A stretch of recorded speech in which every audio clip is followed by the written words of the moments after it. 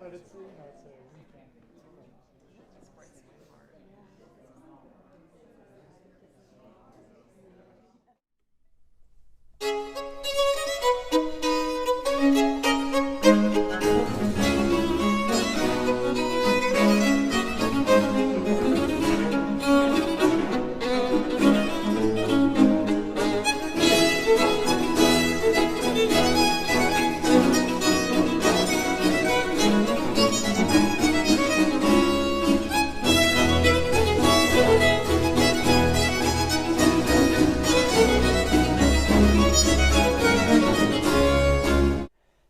Hello and welcome to the latest talk from the Bristol Ensemble.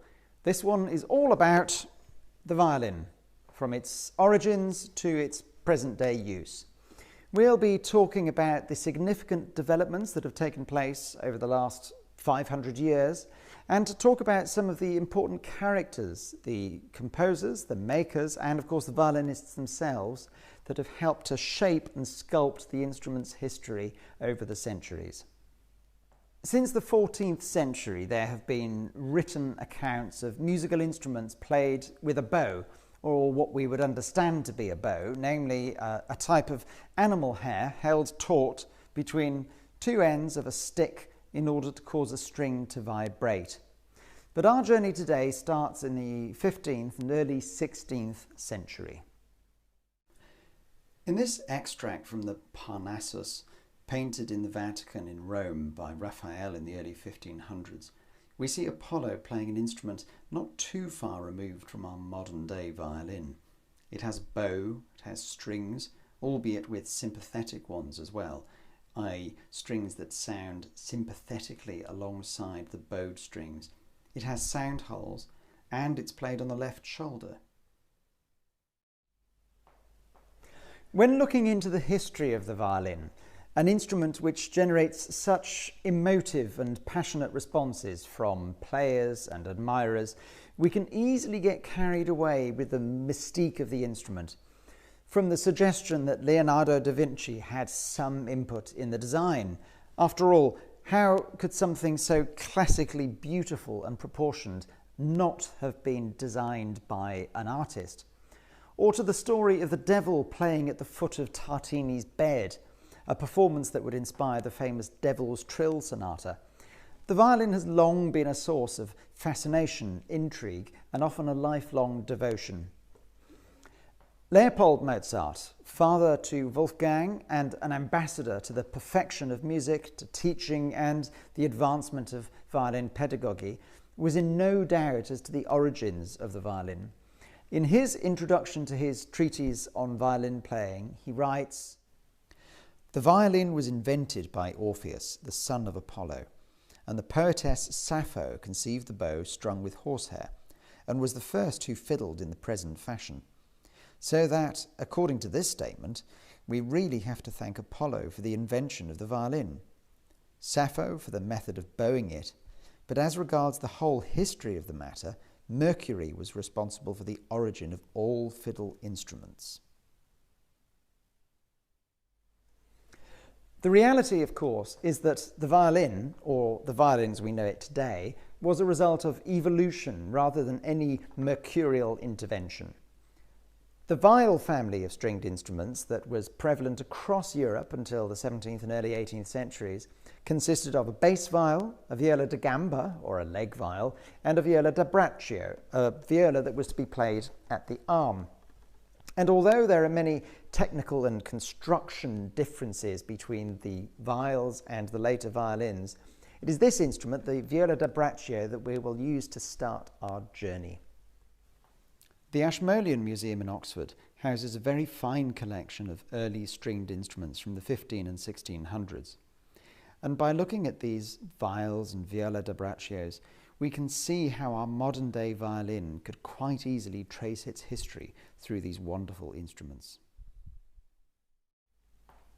The term a violin, after all, or violino, is essentially a small viola, the treble or soprano instrument of the violin family. But perhaps before we move on, we should talk a little about the construction and the constituent parts of the violin and understand how the instrument itself is put together. So it will come as no surprise to hear that the violin is made from wood. Well, actually several different types of wood to be precise.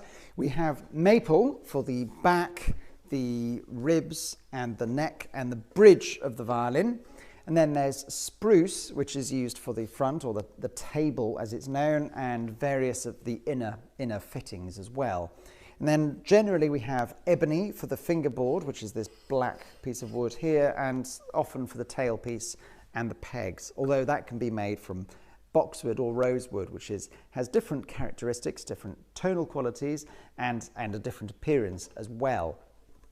The strings can either be made of animal gut or steel, metal, or aluminium, or even titanium these days. But we'll talk a little bit more about the difference of strings on Baroque instruments and modern instruments a little later on.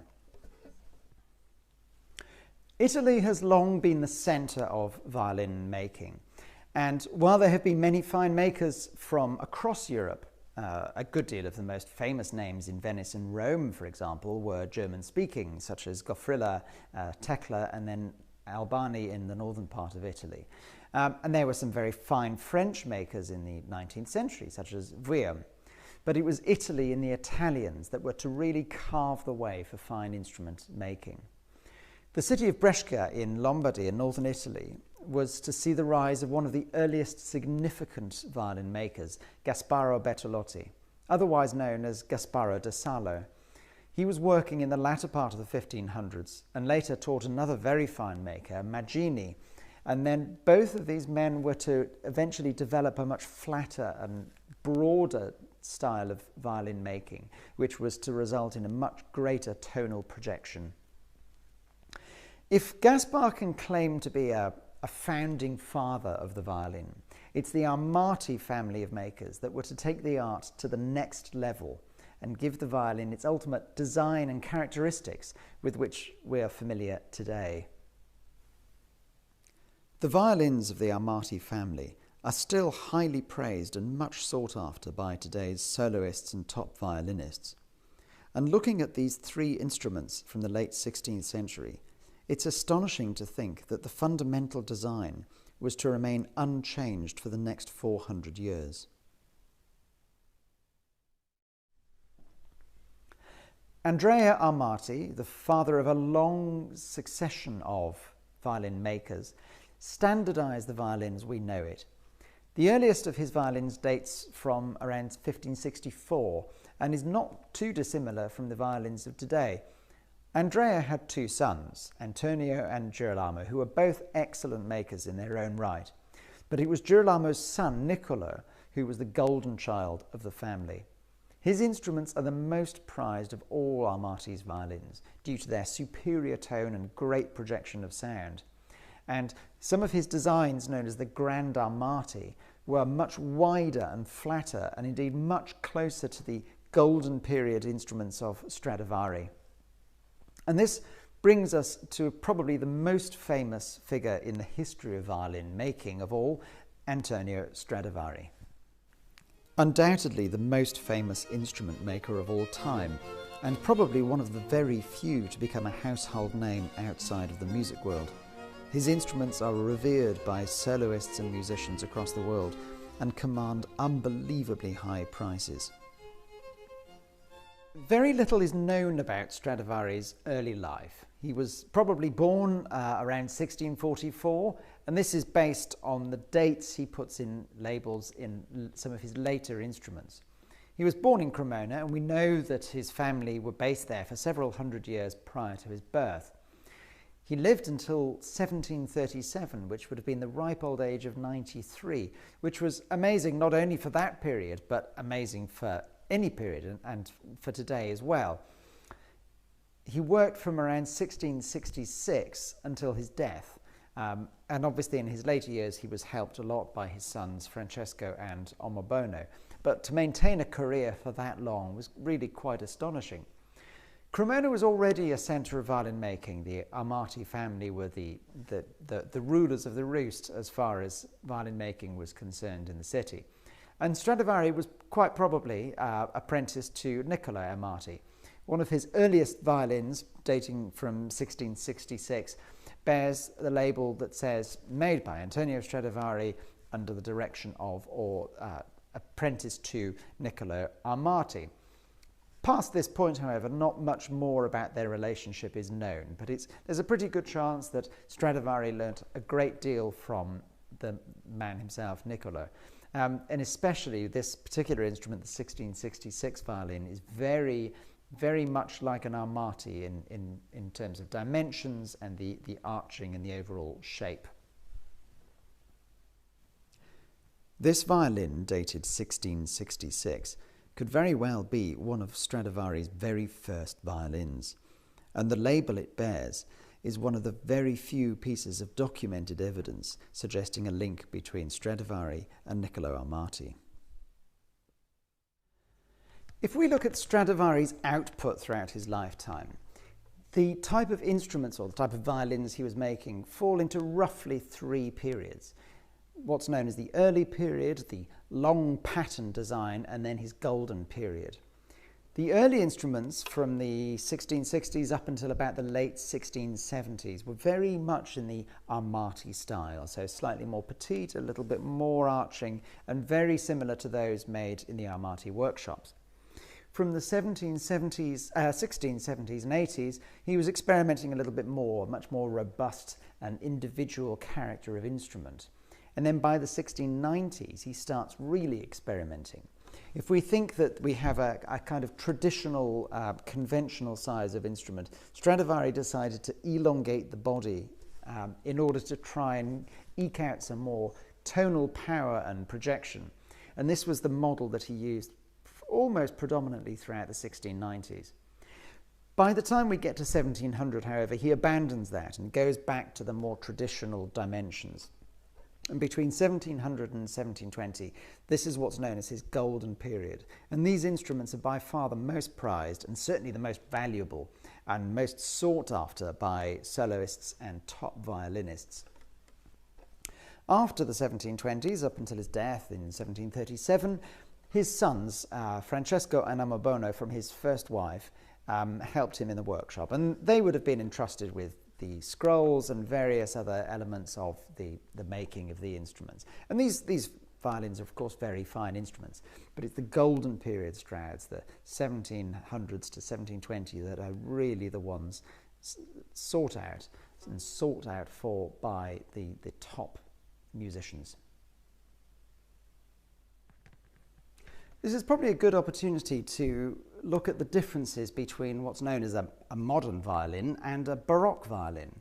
For starters, a modern violin is something of a contradiction because, of course, the design and the fittings and the setup of what's known as a modern violin is really from the 19th century. But if we look at, I have here a Baroque violin and a modern violin, and ironically the modern violin dates from around 1720 and the Baroque violin dates from about 1993. So the Baroque violin is by far the newest. But you could argue that that's quite authentic because, of course, all old violins were new at one point. Now, on the face of it, they probably don't look too dissimilar. They both have four strings and they both have pegs and a neck, and they're all pretty much the same shape. Differences are really rather more technical. So the neck, which is this piece of wood that protrudes out from the instrument, on the Baroque violin you'll see here that the neck is straight, and then on the modern violin, or as this is actually quite an old violin, but the modern violin, the neck is angled down. And the reason for this was that by angling the neck further down, you can get a greater elevation on the bridge. And if you can do that, it means you can get greater sound, greater volume, and greater projection. So we have a slightly angled fingerboard and neck. We also have a slightly different design of bridge, but that's really more aesthetic than anything else. The bridge, if you can kind of see here, is a slightly different design. The The main difference between these Baroque instruments and the modern instruments is with the choice of strings. So this particular instrument has covered strings, so the strings themselves, while they have a synthetic core, but they can have also a gut core, they're covered with a metal winding, so it's either silver or titanium these days, with a steel E string. Now the Baroque violin has gut strings, not from catgut. Whoever perpetuated the myth that strings came from catgut was spinning quite a tall story. These are from sheep. It's usually sheep or cows. These are sheep gut, and it produces a much nuttier kind of sound, a much more raw sound, actually. They are also much more unreliable. The beauty of the steel strings is that they stay in tune for longer, they're not affected by humidity in the same way, and you can get a great deal more power from them. So we have different strings, we have a different angle of the neck, and we have some slightly different fittings. Now, the other differences that you can't really see on this film are that the soundpost, which is what the Italians call the sole, the soundpost on a modern violin is slightly thicker, and the bass bar, which is a piece of wood which runs roughly here underneath the bridge and toward the end of the tailpiece, the bass bar, which helps the lower register, the lower range of notes, is also slightly longer and a slightly different shape. So there we have it. Very subtle differences, but they create a very significant difference in the sound, which you'll hear in a minute. What are the other obvious differences? Well, there is one thing I haven't mentioned, and if you look here, you'll see this modern instrument has a little extra piece of wood just on the end here, which is a chin rest. The chin rest was invented by a composer and violinist called Louis Spohr in the early 1800s, and effectively it does exactly what it says on the tin. It is for somewhere for you to put your chin. And so why do we have it here? Well, with the increasingly complex music that was being written in the 1800s and certainly in the 1900s, more virtuosic, more running up and down the fingerboard, and much greater dexterity was needed.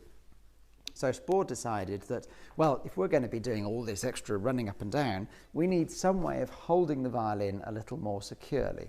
Because, of course, with a Baroque violin, it simply sits here on the shoulder or on the collarbone, and we don't have quite the same degree of security afforded to us with the use of a chin rest. Of course, you can have a shoulder rest, which is an added piece of scaffolding, if you like, in order to keep things in place. So there we have it. We have some internal differences. We have a different choice of strings, some very subtle different angles of the neck and the fingerboard, and the extra fittings such as the chin rest. But in essence, these instruments haven't really changed a great deal since the 16th century. The biggest change is that of the bow, which we'll look at next.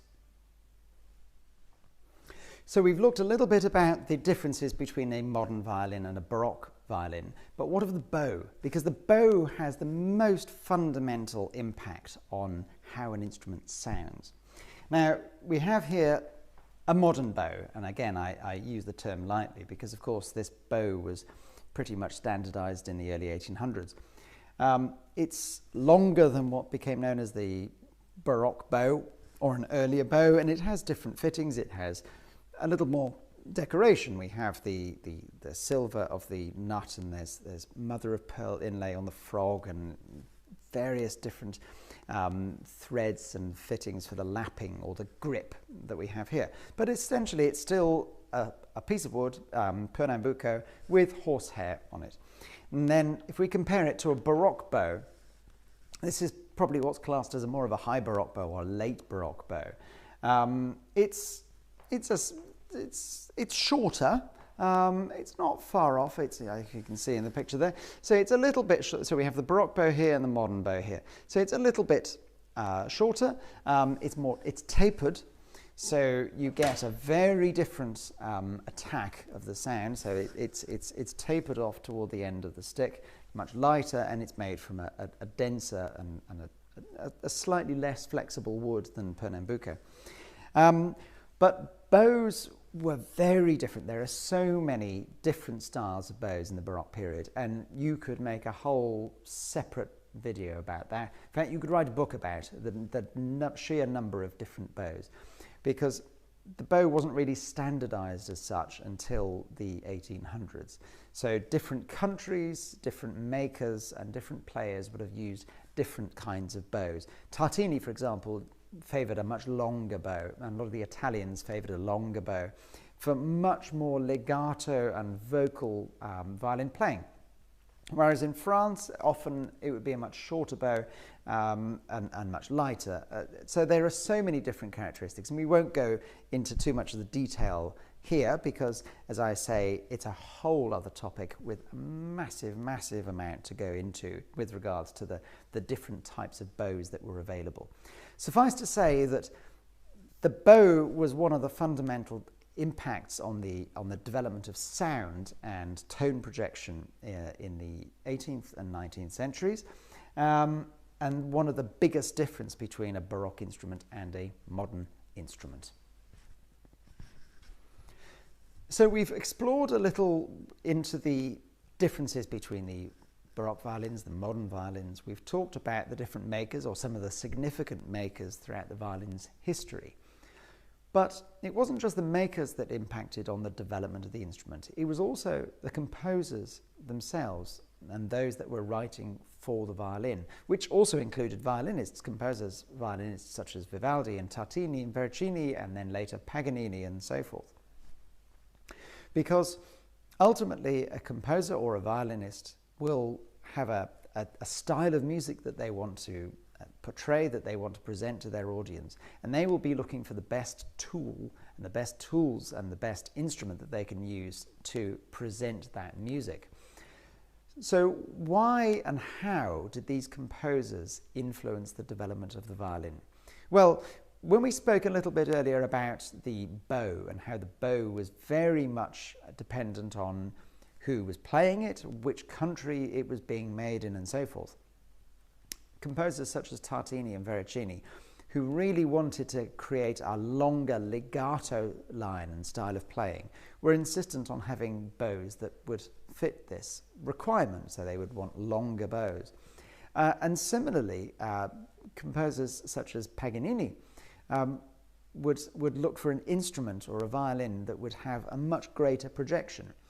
The Canone violin, the violin by the other great Cremonese maker, Guarneri del Gesù, which was the concert instrument of Niccolo Paganini, had a very particular characteristic, very strong, very rich sound. And this was the instrument he chose because it expressed what he wanted to say musically. So it's a bit of a chicken and egg kind of thing. We have makers who were making the instruments and obviously perpetuating their own ideal of the craft. Then we had the composers and the violinists themselves that were wanting to present ever more complex, ever more adventurous, and ever more developmental music to their audiences, and therefore needed the instruments with which they could achieve these best results. There is also then, of course, the question of concert halls. Most music was performed in the church, and as such, as anybody that's been into a St. Mark's in Venice or St. Paul's Cathedral, they have very generous acoustics. And so an instrument doesn't necessarily have to have the greatest projection in order to be heard. So a lot of the earlier instruments, such as the armatis, would have had a more petite sound box, slightly higher arching, and would have had a very beautiful yet silvery sound. Whereas the later Stradivari's and Guarneri del Gesù had a much flatter construction and a much more focused and piercing projection. Now, it's no surprise that this coincided with the use of the concert hall effectively, and certainly in the 19th century going forward, where concert halls and orchestras were much bigger. And already throughout the 1700s, the use of the concerto and the orchestra behind a soloist would have a great impact on the need for a more powerful instrument and a stronger violin. Because if you have a whole orchestra of players behind you and you're playing a solo line on top, you need to have that added focus and extra power. And that's where the instruments of Stradivari and Guarneri really held their own, because they were proven to be very effective solo instruments. So the development of the concert venue itself had a great impact on the instruments, because there's no point having an instrument that's very beautiful and very nice to look at and perhaps, you know, very comfortable to play if it can't project to the back of a hall or above an orchestra that is accompanying you in a concerto or a great solo. Where does the violin, therefore, sit in modern day, in current society, or the 20th or even 21st century? Well, the violin itself has long been a symbol of either the otherworldly, such as the Tartini's Visitation from the Devil, or of high sophistication. Sherlock Holmes would like nothing more than to play his violin at the end of the day or while contemplating the facts of a complicated case. And the violin is featured in countless novels, plays, stories, and films. Two of my particular favourites are the Red Violin and the Magic Bow, great films for violin lovers from the last 40, 50 years. But where does it sit? Well, it's still classed as one of the greatest achievements of mankind, effectively. Stradivari and Guarneri violins are the most prized possessions, and even aside from violinists and soloists, not that many of them can afford one anymore, but any serious collector of fine arts would always strive to have a Stradivari or a great violin in their collection. So it's regarded as something at the pinnacle of human achievement. It's like having a Leonardo or a Raphael hanging on your wall. You want to have a Stradivari or a Guarneri del Gesù in your vault. And we know from the educational aspect of learning an instrument, and of course this applies to any instrument, but particularly the violin or a stringed instrument, where the extra enhanced use of motor skills and the sheer complexity of the music written for them is a great developmental tool, even if you choose not to become a professional musician. So the violin has been around for the last 500 years in its current incarnation. Is it likely to change? I don't think so. Many makers have tried experimenting with materials. Violin tried making a metal bow, and many makers have tried using materials such as carbon fibre in order to make bows and even violins. But ultimately, the most prized instruments, those of Stradivari, Guarneri del Gesù, and the other Cremonese masters, and of course many other makers from the 18th, 19th, and now 20th centuries. The violin remains to be one of the greatest creations of humankind and the ultimate trophy. If you want a Raphael or a Leonardo da Vinci hanging on your wall, then you're most certainly going to want to have a Stradivari or Guarneri in your vault as well. It's an amazing piece of design, of art, and of engineering. And to think that an instrument such as this, which was made in the early 1700s, has remained fundamentally unchanged, and to think of the amount of pressure that the four strings, when tuned up to pitch, leaning onto the bridge, and it survived all of that for all this period. There are very few instruments, certainly, and very few artifacts around today that remain as tools, because that's effectively what this is. A violin is a tool for any musician. There are very few artifacts that remain as tools in present-day use that have been around for the last 500 years that still maintain the same degree of sophistication and sound and quality than the violin. So that's been the violin. Please do subscribe to the Bristol Ensemble channel, sign up, check back. There will be lots more videos, lots more concerts, and lots more talks for you to enjoy over the coming months. And thank you for watching.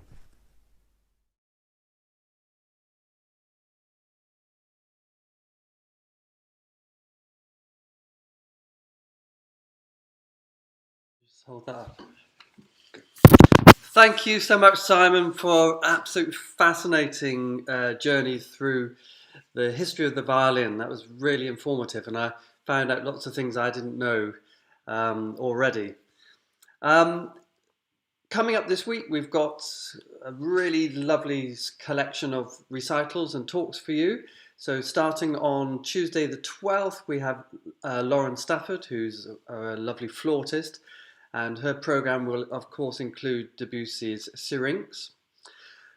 Ben England joins us on Thursday the 14th for a fascinating talk about the evolution of Ode to Joy and how it sort of eventually arrived at the climax of Beethoven's Ninth Symphony.